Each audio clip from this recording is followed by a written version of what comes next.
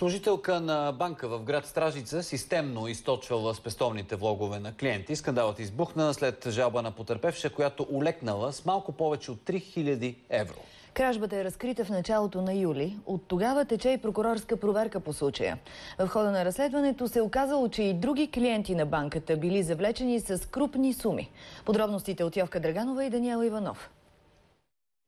Жертва на банкерката е Наталия Георгиева. Жената влагала в спестовната си книжка парите, които децата й пращали от чужбина.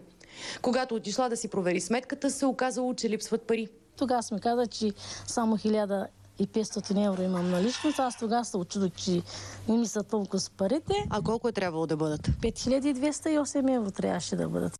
Сумите в спестовната книжка са отбелязани коректно, но в базата данни на банката парите ги нямало. Направили и очна ставка с Нина Николова, служителката, при която бил направен влога и при която потърпевшата редовно внасяла пари.